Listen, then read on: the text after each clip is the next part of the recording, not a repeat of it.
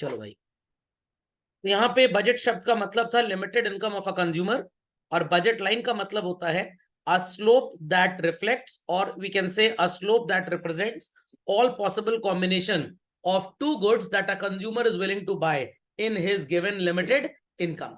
एक कमोडिटी का कंजम्पशन बढ़ाएगा तो दूसरे का कम हो जाएगा, एक का कंजम्पशन घटेगा तो दूसरे का बढ़ जाएगा। Fundamental logic is clear. तो ये होमवर्क दिया था सबको बनाने को, आई होप सो लोगों ने बना लिया होगा। व्हाट इट, चलिए तो आगे चलते हैं। डेफिनेशन तो लिख चुके थे हम लोग, शायद नहीं लिखी थी, चलिए लिख लीजिए फटाक से। चलो, so everybody understood what is the meaning of budget line children? पक्का? चलिए, अब बजट लाइन पे कुछ एनालिसिस की बात करते हैं। आपके सामने ये बजट लाइन आपको नजर आ रही है, points are A B C D E. Now we will talk कि अगर बजट लाइन पे पॉइंट बाहर है, इसका मतलब क्या हुआ?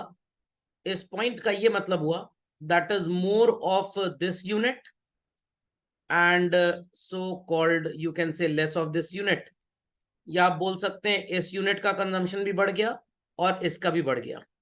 जब हमारी मैक्सिमम इनकम ही हमको 0 यूनिट्स इसके और 4 यूनिट्स इसके खरीद के दे सकती है, तो हम बाहर अगर आ गए, इसका मतलब एक्स का कंजम्पशन भी बढ़ा और वाई का भी। क्या हम इसको अफोर्ड कर पाएंगे, हम इसको खरीद पाएंगे? नो, तो ये अनअफोर्डेबल हो गया। जैसे पीपीसी में पढ़ते थे, एग्जैक्टली वैसे ही। और अगर कोई भी पॉइंट चिल्ड्रन इनसाइड प्लॉटेड है तो हम उसको अफोर्ड तो कर सकते हैं, अफोर्डेबल तो है, बट वो हमारी इनकम के स्पेंडिंग कैपेसिटी के अकॉर्डिंगली सेटिस्फैक्शन कम देगा। और ये थ्योरीज जिस जमाने में लिखी गई थी, उस जमाने में ऐसा कोई कॉन्सेप्ट नहीं था कि पैसा बचा के आप बैंक में उसको इन्वेस्ट कर लीजिए। It was we will spend money whatsoever we have on such combination of goods and services जिससे मिलने वाला सेटिस्फैक्शन सेम हो। तो कभी भी बजट लाइन के बाहर का अगर कोई पॉइंट होगा, we will be calling that bundle, that combination as what? Unaffordable. और अगर अंदर होगा तो वो अफोर्डेबल तो है, बट क्या कंज्यूमर इसको अफोर्ड करना चाहेगा? नो। तो अफोर्डेबल है बट अनविलिंग है। आई रिपीट, अफोर्डेबल है बट अनविलिंग है। खोपड़े में बात गई? तो यहां पे लिख लीजिए affordable but unwilling. Be quick children, be quick.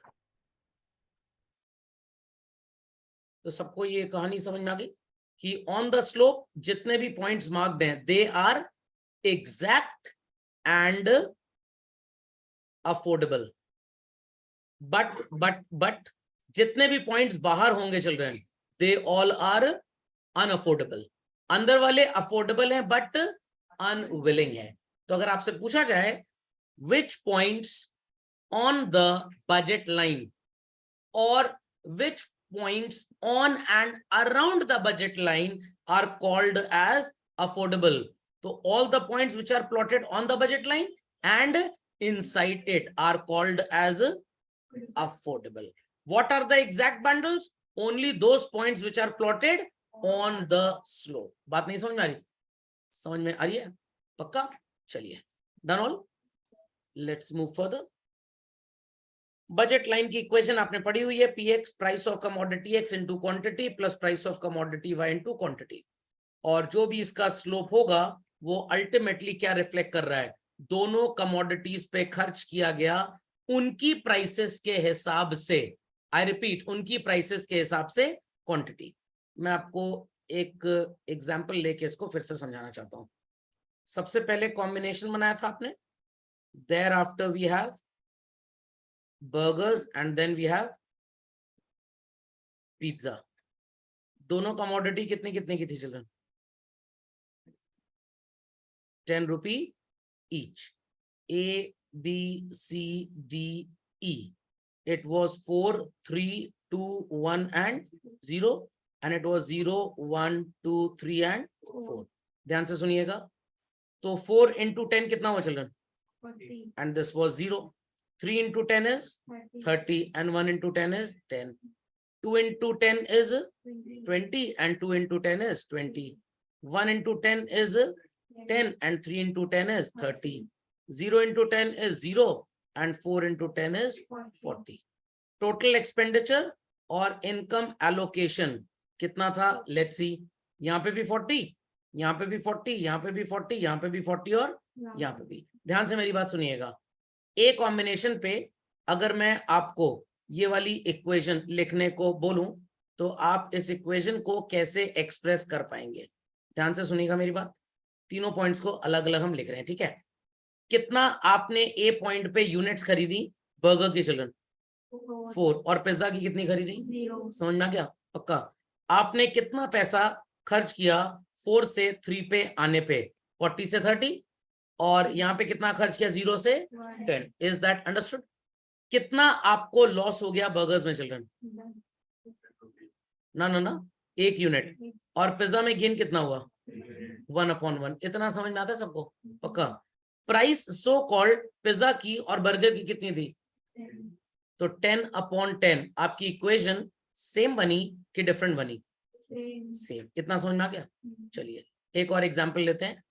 Now I will be taking what is called as, इन दोनों को नजर आ रहा है? नजर आ रहा है भाई सबको?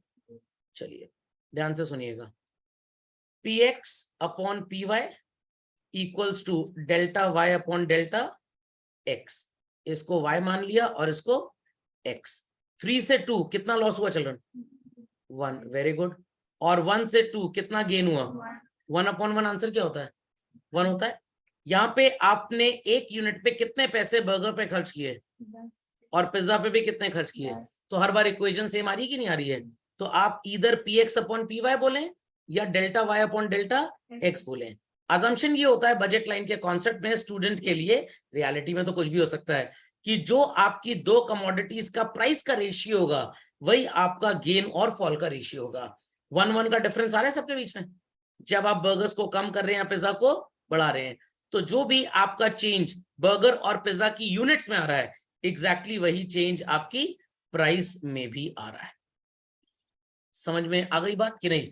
दैट्स वाई जो आपका स्लोप बनेगा it would always be a slope line. आप ये बोल स्ट्रेट लाइन, आप ये बोल सकते हैं सर ये डिच क्यों नहीं हो सकता, सर ये बल्जिंग आउटपुट नहीं हो सकता। सब हो सकता है, बिहेवियरल साइंस है, सब हो सकता है, बट आपके सिलेबस में it is a straight line concept को सिंपल रखने के लिए। कल को जब आप एमए इकोनॉमिक्स वगैरह या बीए इकोनॉमिक्स में पढ़ाई करोगे, वहां पे आपको ये अंदर की तरफ डिचकियां और बाहर की तरफ बल्जिंग नजर आ जाएगा। समझे कि बिल्कुल नहीं समझे? Got it? Understood this? चलिए इसमें कुछ खास लिखना नहीं है, नॉट टू वरी। बात सबको समझ में आ गई? चलो बजट लाइन और बजट सेट के डिफरेंसेस समझ लीजिए। बहुत सिंपल है, बहुत सिंपल है। Budget line basically you can call as a diagrammatic presentation and this is a tabular presentation. Got it?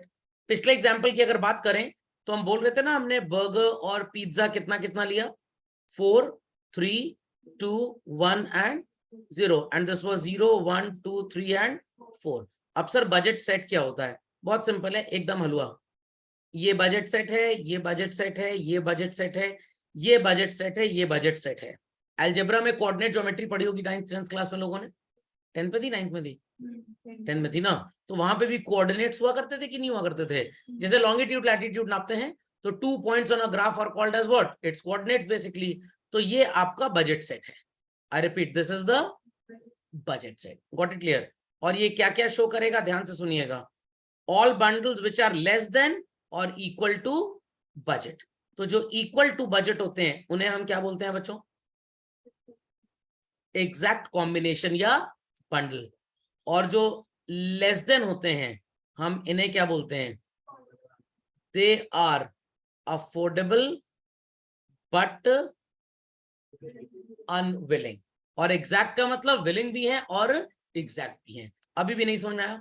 तो जैसे डिमांड शेड्यूल और डिमांड कर्व पढ़ा था, जैसे हमने यूटिलिटी शेड्यूल और यूटिलिटी कर्व पढ़ा था, वैसे जो शेड्यूल होता है इसको क्या बोलते हैं? आपको कभी बजट शेड्यूल लिखा हो कहीं नजर नहीं आएगा। You will always find budget set. और बजट ग्राफ नहीं नजर आएगा, बजट कर्व नहीं नजर आएगा। इट इज क्यों लाइन? क्योंकि हमारा जो सिलेबस है वो स्ट्रेट लाइन की बात करता है। आई रिपीट, किसकी बात करता है? डिमांड का जो है वो स्ट्रेट भी हो सकता है, स्लोप भी हो सकता है, थोड़ा ऐसे भी हो सकता है, थोड़ा ऐसे भी हो सकता है, थोड़ा ऐसे भी हो सकता है, परफेक्टली इनइलास्टिक सीधा सीधा ऐसे होता था ना, और ये होता था perfectly elastic E equals to infinity. याद आया? तो डिमांड में सब कुछ चलता है। It may be a slope, it may be a curve, it may be a straight line, but budget line में हमेशा स्ट्रेट लाइन ही चलता है, तो आप इसको बजट कर्व नहीं बोलते हैं। तो डोंट गेट कंफ्यूज्ड। जैसे हम ग्राफिकल प्रेजेंटेशन को डिमांड कर्व बोलते थे, यहाँ पे कर्व की जगह वर्ड क्या आ गया, लाइन। जैसे डिमांड शेड्यूल बोलते थे, यहाँ पे क्या आ गया, सेट आ गया। तो never you will find anywhere budget schedule, you will always get the text budget set. अभी भी नहीं समझे? समझ में आया कि नहीं आया? पक्का? मान लीजिए आप एक वकील हैं और आपके क्लाइंट को किसी ने कत्ल कर दिया, तो हाई कोर्ट है, कोई कचहरी या दो कौड़ी की जगह नहीं है। तो आप हाई कोर्ट में जज साहब के सामने क्या बोलो, जज साहब हमारे क्लाइंट के पे चाकू भोंक दिया। भोंक दिया type of word is not to be spoken in the court of law. आपके ऊपर एज एन एडवोकेट कंटेम्प्ट का केस लग जाएगा, आपको 1 महीने के लिए डिबार कर दिया जाएगा कि पहले भाषा का चयन सही करें। खोपड़े में बात गई कि टेंजेंट भी नहीं बना? समझ में आई बात? तो it is never budget schedule, it is always budget set. समझ में आ गया? It is never budget graph, it is budget line basically. समझ गए सब लोग कि नहीं? पक्का? और बजट लाइन क्या शो करेगी हमेशा? एग्जैक्ट बंडल शो करेगी, बट जो पॉइंट्स होंगे अंदर या बाहर, आई रिपीट, अगर पॉइंट्स इनसाइड हैं तो क्या शो करेगा ये बच्चों? Affordable but unwilling. और अगर बच्चों ये पॉइंट्स आउटसाइड हैं, औकात से बाहर। अब ये शब्द अच्छा लगता है क्या बोलते हुए? एग्जाम में लिखा है ये औकात से बाहर है, this is not the good word, slang भाषा है ये। क्या यूज करेंगे? अनअफोर्डेबल। समझ में आया कि नहीं? पक्का? कंफर्म? चलिए इसको लिख लीजिए फटाक से, बहुत काम की चीज है। तो एवरीबडी अंडरस्टूड द डिफरेंसेस। ये है बजट का शेड्यूल और ये है बजट का कर्व बेसिकली, जिसको आप बजट लाइन और बजट सेट बोलते हैं। करेक्ट? चलिए, सो आपको यहाँ पे नजर आ रहा है कि 10 रुपए हैं कंज्यूमर के पास और 2 कमोडिटीज हैं ए और बी। दोनों का प्राइस कितना है चलन? 2 रुपए। आपने प्रोबेबिलिटी जरूर पढ़ी होगी। तो 10 रुपए में वो ए की 5 यूनिट खरीद सकता है और बी की कितनी खरीदेगा? 0। या ए की 0 खरीद ले और बी की 5, या ए की 4 यूनिट खरीद ले और इसकी 1, एंड सो ऑन। बना लेंगे सब लोग? बना लेंगे? नहीं बना पाएंगे? पक्का? अब यहाँ पे 2 बातें आपसे बोली गई हैं। आपको अफोर्डेबल बंडल्स देने हैं, एग्जैक्ट बंडल देने, और अनअफोर्डेबल। सर अनअफोर्डेबल में तो इंडिया गॉट टैलेंट हो जाएगा, हम कितना भी लिख डालें। ऑब्वियस बात, हम कितना भी लिख डालें तो सर एग्जाम में क्वेश्चन आएगा तो हमें कितना लिखना पड़ेगा? अरे भाई 4 नंबर का क्वेश्चन आएगा, गॉट इट क्लियर? तो कम से कम 20-25 कॉम्बिनेशन लिख डालिएगा। चलिए 30-35 लिख लीजिएगा। कुछ लोग कहने 20-25 इतना कम सर, हम तो बहुत लिख सकते हैं सर। तो अनअफोर्डेबल में तो कितना भी लिख दो, इनफाइनाइट लिमिट है भाई। अनअफोर्डेबल मतलब औकात से बाहर कितना भी। समझ में गया? अफोर्डेबल में सबका आंसर सेम ही रहेगा, एग्जैक्ट में तो सबका आंसर एग्जैक्टली सेम रहेगा। तो देखिए मैंने कुछ एग्जांपल्स यहाँ पे लिस्ट डाउन किए हैं। 0 0 1 0 1 1 एंड सो ऑन। मिल गया? मिल गया बच्चों? तो इसको बनाएंगे कैसे? बड़ा सिंपल है भाई। 0 के साथ 0 ले लिया आपने, कोई पैसे नहीं खर्च हुए, पूरे बच गए। 1 यूनिट ए की और 0 यूनिट बी की, कितने खर्च हुए? 2 रुपए। 1 यूनिट ए की और 1 यूनिट बी की, कितने खर्च हुए? 4 रुपए। ए की 1 भी नहीं, बी की सिर्फ 1 यूनिट, कितना हो गया? तो सबसे पहले 0 के साथ 0 1 1 1 एंड सो ऑन, फिर 2 के साथ 0 1 2, फिर 0 के साथ एंड सो ऑन। कितना भी आप लिख सकते हैं यहाँ पे। इस बंडल पे जरा आइए। 3 2 सा कितना होता है चलन? 6, और 2 2 सा कितना होता है? अफोर्डेबल है ये? पक्का? यहाँ पे आपने 3 यूनिट ए की खरीदी, कितने पैसे खर्च किए? 6, और 0 यूनिट बी की खरीदी, यहाँ पे कोई खर्च? तो क्या ये सारे के सारे विलिंग होंगे? नो। तो इसमें से कुछ ऐसे हैं जो विलिंग होंगे। सर ये कैसे पता लगेगा? जहां पे पूरे 10 रुपए खर्च हो जाए वो विलिंग। चलिए यहाँ पे खर्च हो रहे हैं बच्चों 10 रुपए, यहाँ पे खर्च होंगे 10 रुपए, तो यहाँ पे भी खर्च होंगे 10 रुपए, यहाँ पे खर्च होंगे 10 रुपए, यहाँ पे भी खर्च होंगे 10 रुपए, और कहीं पूरा 10 रुपए खर्च होगा बच्चों? हाँ वेरी गुड, 0,5, क्योंकि 5,0 पे है। समझ में गया? डाइस वाला क्वेश्चन याद है ना भाई? हेड और टेल याद है? एक कॉइन टॉस करेंगे तो प्रोबेबिलिटी ऑफ हेड क्या होगी? 1/2, और टेल की क्या होगी? 1/2। 2 कॉइन में क्या होगा? दोनों में हेड, दोनों में टेल, पहले में हेड दूसरे में टेल, या पहले में टेल और दूसरे में, 4 कॉम्बिनेशन बनेंगे। डिट्टो वही काम प्रोबेबिलिटी वाला यहाँ पे भी करना है आपको।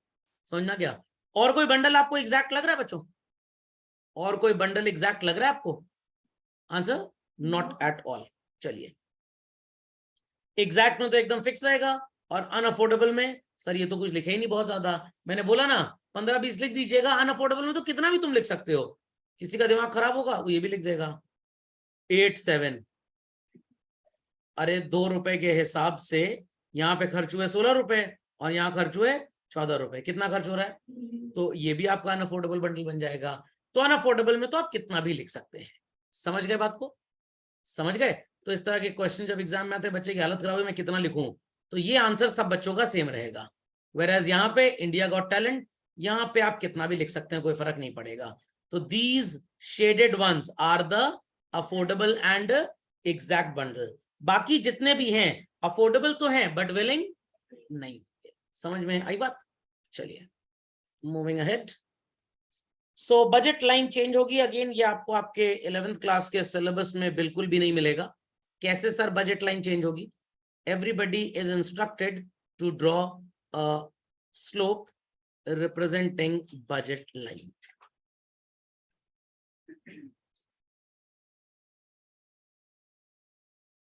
y x origin।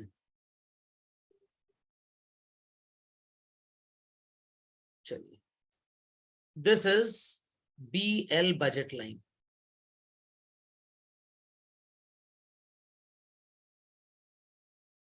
visible to all? children visible to all? ध्यान से मेरी बात सुनिएगा तब ड्रॉ करिएगा। Do you see this presentation? फिर से देख लीजिए। Do you see this presentation? किस साइड पे आपको एक्सटेंडेड नजर आ रही है येलो लाइन से ग्रीन लाइन? एक्स एक्सिस पे या वाई एक्सिस पे? चलिए कुछ लिखिएगा मत।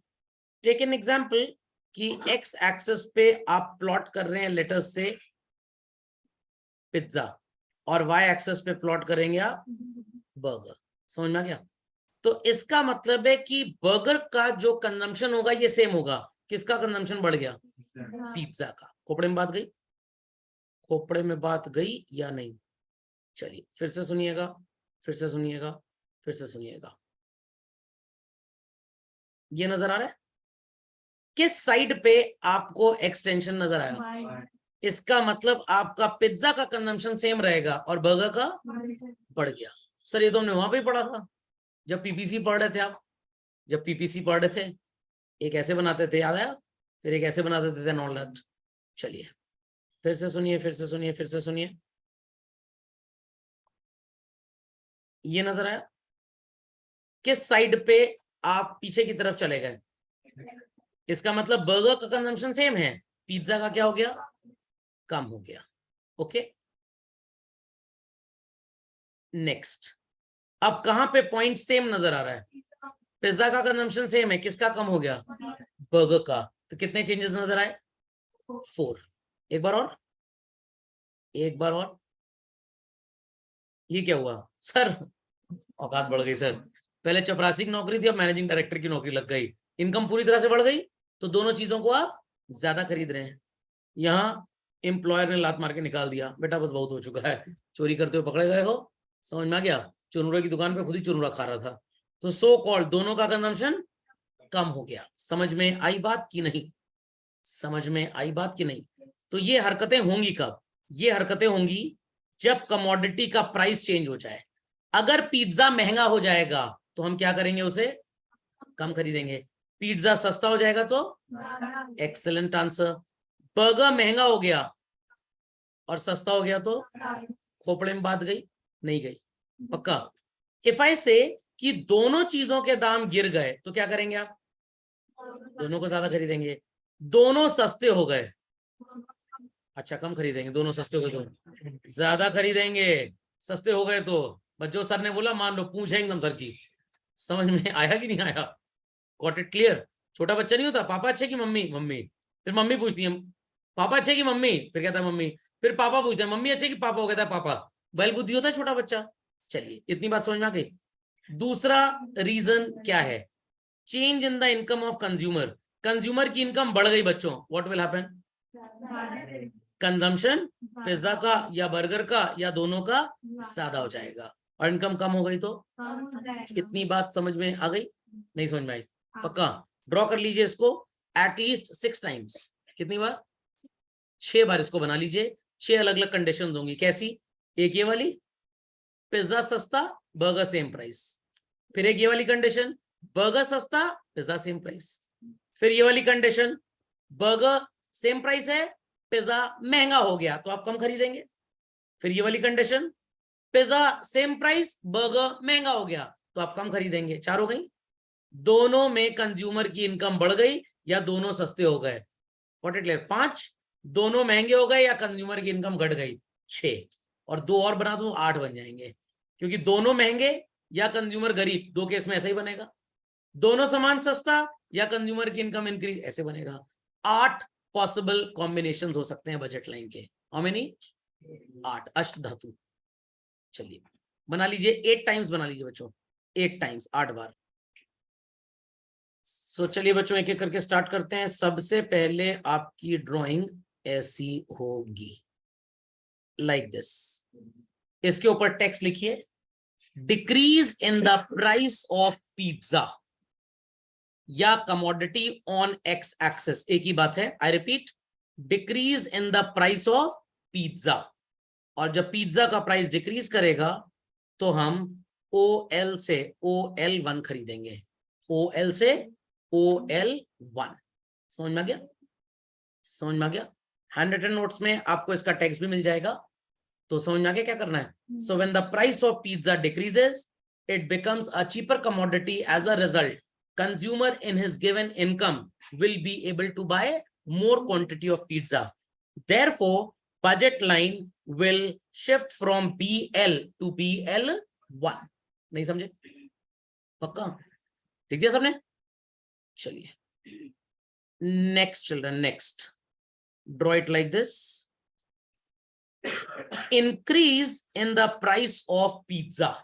When the price of pizza increases, it becomes expensive for the consumer to buy similar quantity of pizza. So the quantity purchased for burger would remain same and that of pizza would reduce from BL to BL2. Full stop. समझ में आ गया? समझ में आ गया? Exact PPC का concept है। जब मैंने पीपीसी पढ़ाया था मैंने बात बताई थी आपको, ये इकोनॉमिक्स का इंक्रीमेंटल प्रिंसिपल बोला जाता है। हर जगह यही आपको नजर आएगा, हर जगह। सिर्फ कोको कोला होगी, थम्स अप होगी, पेप्सी होगी, है सब कोला फ्लेवर, ब्रांड नेम अलग अलग है। तो हर इकोनॉमिस्ट ने अपनी अपनी बात अलग अलग तरीके से कह के बच्चों के लिए परेशानी क्रिएट कर दी। एक ही चीज को अलग अलग तरीके से पढ़ा रहे हैं। आज टी शर्ट पहन लो, आज कुर्ता पहन लो, आज हाफ स्लीव शर्ट पहन लो, आज फुल स्लीव शर्ट पहन लो। समझ आया? मेन है कि 2 मीटर कपड़ा लेके फेविक्विक चिपका के ओढ़ लो, काम खत्म। लॉजिक समझ में? तो जैसे फैशन इंडस्ट्री चलती है वैसे यहाँ पे भी चल रहा है। एक ही चीज है, हल्का कम पिसा तो दलिया हो गया गेहूं का, और ज्यादा पीस दिया तो आटा हो गया, और भयंकर दलिद्दर पीस दिया उसको तो मैदा हो गया। समझ में आ गई बात? चलिए नेक्स्ट चिल्ड्रन, नेक्स्ट आगे चलते हैं। Now draw it like this. ये हो जाएगा children what is called as decrease in the price of burger, B1। Burger सस्ता हो गया तो लोग सेम क्वांटिटी ऑफ पिज्जा के साथ बर्गर खरीदेंगे B से B1। एरो जरूर ड्रॉ कर लीजिएगा तो आपको याद रहेगा। समझ गए? तो 11th क्लास के सिलेबस में तो यह नहीं, CVT आपसे जरूर पूछेगा, ग्राफ आपको दे देंगे, पूछेंगे what does B to B1 or shift from B to B1 indicates increase in the price of pizza, decrease in the price of burger, increase in the consumer to buy burgers in the name of his income। हाँ तो बेटा ऊपर जाएगा तो ऊपर ही arrow लगाऊंगा, नीचे लगाऊंगा। पूरे होशो आवाज में लेक्चर दे रहा हूँ। ये ऊपर जा रहा तो ऊपर तो एरो लेके जाऊंगा, नीचे ले जाऊं या यहां से नीचे ले आऊं? ऊपर ही तो जाएगा प्रभु, प्रभु की माया अपरंपार है। समझ में आई बात? पक्का? तो यहाँ पे एग्जैक्ट आंसर जो होगा होगा price of burger has gone down. अगर क्वेश्चन ये भी बेवकूफ बना सकता है, नहीं increase in the price of pizza होता तो हम पिज्जा को कम खरीदते ना। समझ में आ गया? तो कहीं ऐसा अजम्पशन था बजट लाइन में कि आप एक की प्राइस बढ़ने से दूसरे को खरीदेंगे? ऐसा कुछ नहीं था। तो हम बर्गर को ज्यादा कब खरीदेंगे? जब बर्गर का दाम कम होगा। कहीं फेवरेबल टेस्ट एंड प्रेफरेंस की बात की हम लोग ने? नहीं बात की। तो आप अपनी बात में एकदम सही हैं, बट थ्योरी जिसने लिखी उसने ऐसा कोई assumption नहीं दिया, इसलिए आप गलत हैं। समझ में आई बात की नहीं? नहीं समझ में आई बात? समझ में आ गई? चलिए चले आगे, मार्क कर लिया। Next, price of pizza is increased बच्चों, सॉरी बर्गर। तो हम क्या करेंगे? बर्गर को कम खरीदेंगे, ज्यादा खरीदेंगे? बर्गर को कम खरीदेंगे। समझ में आई बात की नहीं? कंफर्म? B2 लिख दीजिएगा, इसको लिख लेंगे लोग, बी क्विक टू दिस।